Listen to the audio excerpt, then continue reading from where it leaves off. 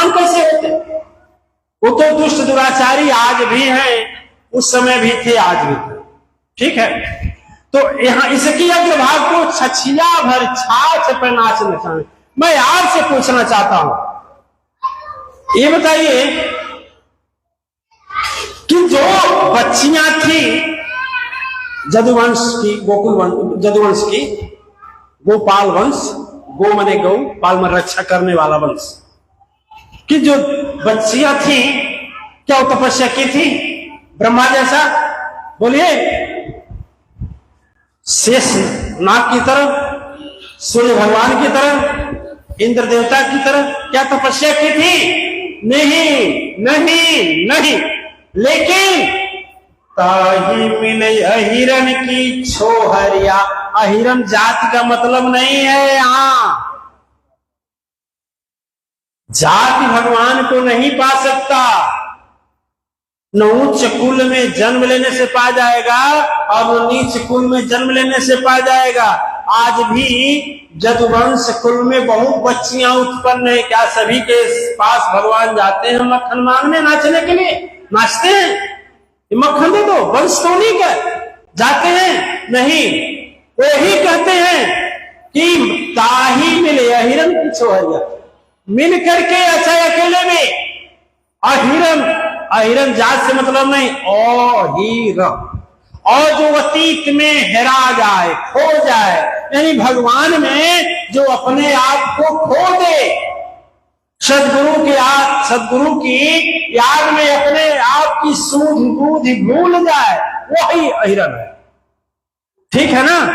तो भगवान जब जाते थे ते नहीं कहते थे कि तुम जदुवंशी हो इसलिए आया हूं, मेरे वंशज में हो इसलिए आया हूं।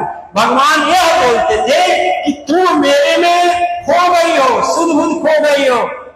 ठीक है, कभी यदि ध्यान से हमारे सत्संग सभा में रहिए, ध्यान में 10 मिनट ध्यान से सुनिए, 11वें मिनट में आप जब खो जाएंगे तो हम और आप एक हो जाएंगे। लगेगा कि हम हैं और आप हैं, दो ही हैं, तीसरा यहां नहीं है। कभी अनुभव करिएगा हृदय से सुन करके, यही खोना होता है, यही हेराना होता है। जो भी ऐसे भगवान और सदगुरु में खो जाते हैं, उसी के लिए भगवान नाचने के लिए आते हैं। कितना हो महान क्यों ना हो, इस धरा पर आते हैं। ताही में अहिरन की छोहरिया, छछिया भर छाछ पे नाच। तीनों लोग का स्वामी जो संसार को नचाते हैं, जिसके सामने काल कराल थर्राता है, जिसके सामने आकाश आयु राष्ट्रों का कोप दृष्टि हो जाए तो संपूर्ण सृष्टि प्रलय हो जाए, जो तीनों लोक का स्वामी है, जिसका यहां तक कि वेद था नहीं पाता, सूर्य, सुखदेव, व्यास, ब्रह्मा, शेषनाग, आदि शक्तियां, देव नहीं महादेव, जिनके तपस्या का ध्यान नहीं भर पाते हैं, इतनी भी विशाल जिनका ध्यान और समाधि है, वह प्रभु में जब सुध बुध खो लीजिए तो भगवान एक हो जाते। क्या बोलते थे? देखिए उनकी लीला बता रहे हैं, लीला ये देखो, मक्खन लेकर बैठी है, मम्मी गई है काम कर रहे हैं, बेटी घर में है, दो रंजिता ललिता ये सब थी, दो कह दे। अब सुनिए, अच्छा भगवान कृष्ण का नाम आकर्षित, वहां से फोटो उठा लीजिए, कोई फोटो देख लीजिए, मैं दावे के साथ कहता हूं, खुद देर से ध्यान में देखिए, मन में अपनापन आ जाएगा। आएगा नहीं आएगा? ये बच्चे खड़ा करिए, ये बच्चा कुछ नहीं किया, खाली कपड़ा पहना है, भगवान के रूप में कपड़ा पहना है, खड़ा करिए। अच्छा देखिए, इस बच्चे को देखिए, चेहरे पर भगवान कृष्ण का चेहरे देखिए, आपको मोह रहा है नहीं? देखिए ईमानदारी देखिए, बच्चा मोह रहा है कि नहीं मोह रहा है? आकर्षित कर रहा है नहीं? आपका बच्चा नहीं है, जन्म देने वाले को देखिए आकर्षित कर रहा है नहीं?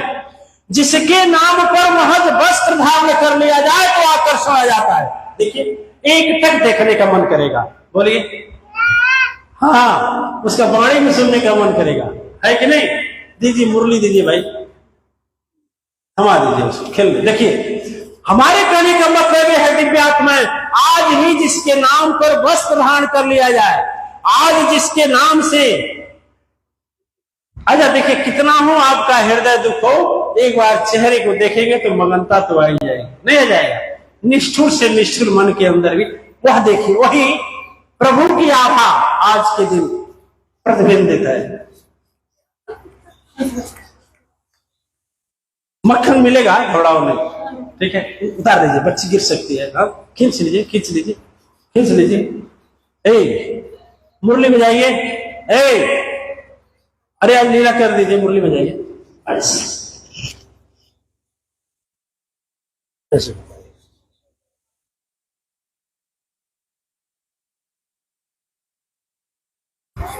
पकड़ लीजिए, बच्ची गिर जाएगी। देखिए दिव्य आत्माएं, आप स्वयं सोच सकते हैं कि आज कई वर्ष पूर्व की बात है, कई हजारों वर्ष पूर्व की बात है ना, आज भी जिसके वस्त्र को धारण कर लिया जाए तो आकर्षणता आ जाता है ना। जिसके प्रतिबिंब को देखा जाए तो चेहरे के अंदर एकदम आकर्षकता आ जाता है। ये बताइए, वह प्रभु इस धरा पर आए तो क्या संसार को मोहने का आकर्षण नहीं होगा? होगा कि नहीं होगा? होगा कि नहीं होगा?